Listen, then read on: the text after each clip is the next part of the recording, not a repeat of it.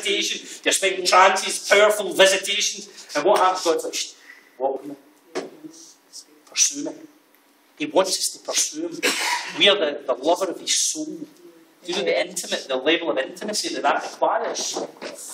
We have got to pursue him. We have got to pursue him. It's not enough of me. Oh, la la la, oh, I've got goosebumps. We need to pursue him. We need to be serious about pursuing God. We've got to be serious about our prayer life. We've got to be serious about being in the Word. We've got to be serious about it. Honestly, we've got to be serious about it. And here you've got this woman who's decided, I'm going to lay hold of his garment and I'm going to be healed. Now that's a faith statement. I'm going to lay hold and there's a change going to take place. And so what happened?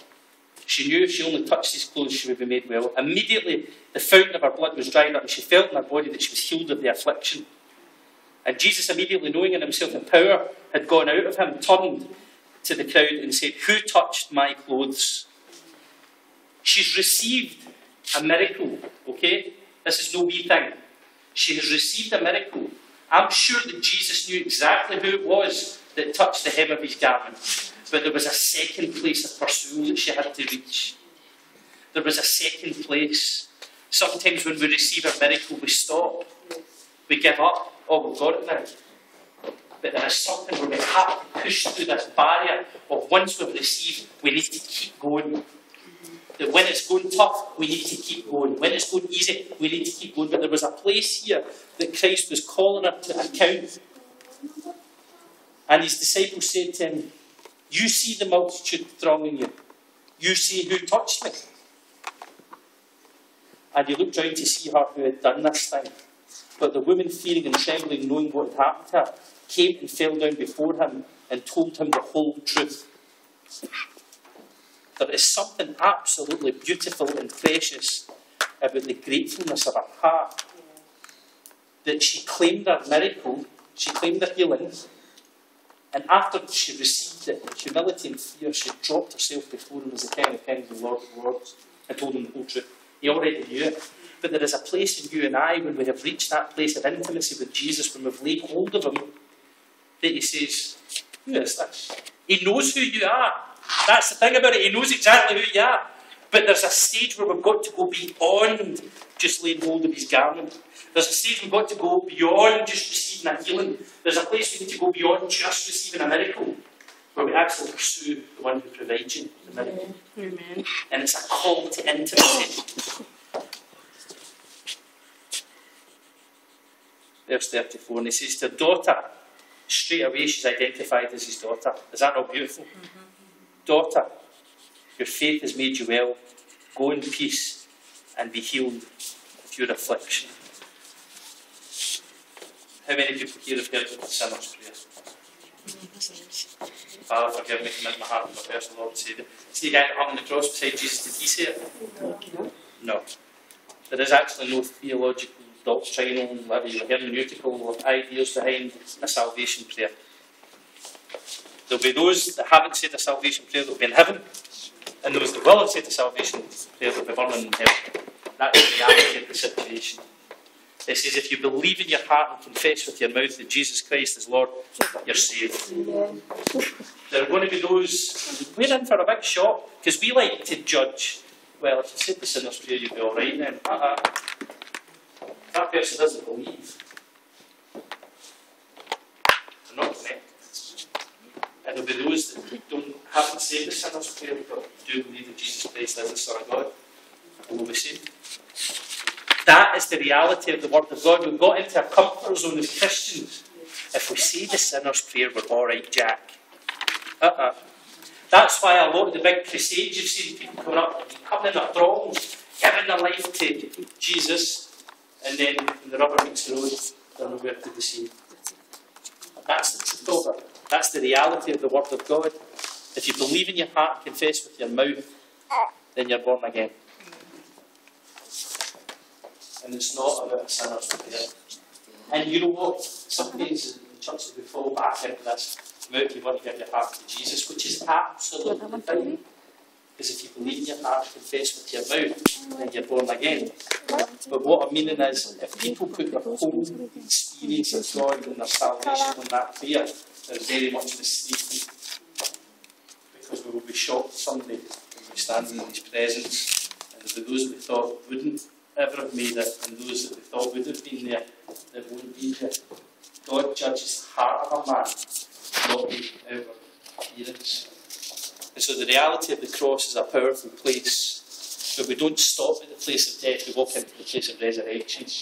We have to walk in His resurrection power. So this morning I really feel that God's laid upon my heart that we have to go that set in mind. That when we lay hold of Him, that's good, but He's wanting us to pursue Him because we're the lover of His soul. And He's the lover of our soul. We have to be in that place of complete and utter surrender and complete and utter love with Him. I love Jesus. I absolutely love Him. I love the bones here. Yeah, your mother used to say, I love the bones. Bones are bit bigger since then. God wants us to pursue. Pursue Him. I didn't know what direction I was going to go in this morning, but I feel that God's wanting to speak to us about healing as well this morning. If you're here this morning and this afternoon and you need healing, Jesus is the healer. If you're here this morning and you need set free, Jesus is the deliverer. And if you need to know Him, because you're just not quite sure, do I know Jesus or not? I mean, there's a lot of intimacy spoken about this morning. Come to my house and you'll see how much time I spend with God. Come and spend time with me, and you'll see how much time I spend time with God. I love Him. I absolutely love Him. And I want you guys to be equipped to spend time with God. You know, when your circumstances are hard against you. I know what it's like to be in a family full of non-believers. I was the first person saved in my family. For 18 years I waited for my mum. 18 years. 16 years I waited for my Uncle Billy. My Uncle Billy and my mum didn't speak for 16 years. There was a big rift in the family and everything, so nothing will ever work. Reconciliation comes when people come to Jesus Christ. Reconciliation, and I'm telling you something right now, this isn't empty words, this is a reality I'm walking it. Yeah. My mum told me it was the biggest cult and the biggest load of rubbish, the big breach in her life for a long time. She didn't speak to my Uncle Billy, and my Uncle Billy didn't speak to her for 16 years.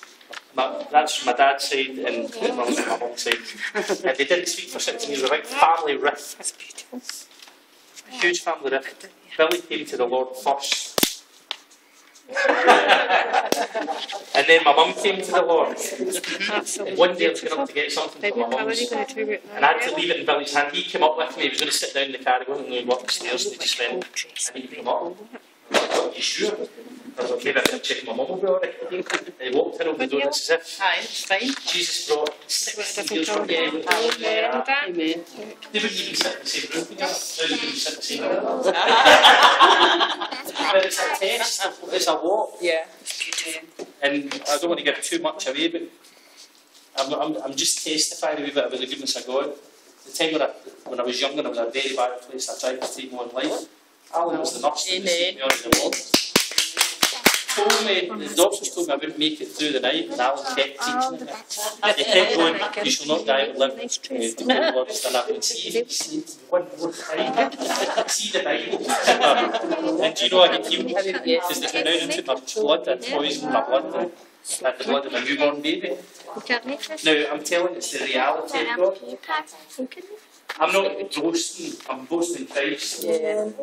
I know what it's like to ridden with stuff, I know what it's like to feel good enough. I've suffered rejection in my life, I've suffered from suicide and thoughts, I've tried to take my own life and get healed, couldn't do that properly. Goodness. There's been a lot of things happening in my life, but I know what it's like to serve the God with a second chance.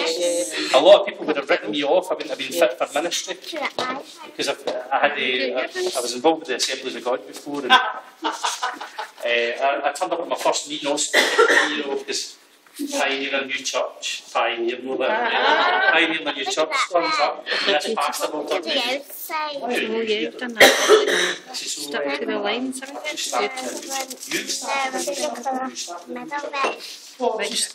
felt God was telling me to do the first bit of prayer meetings. Do you get any qualification? I was like, no, it's well,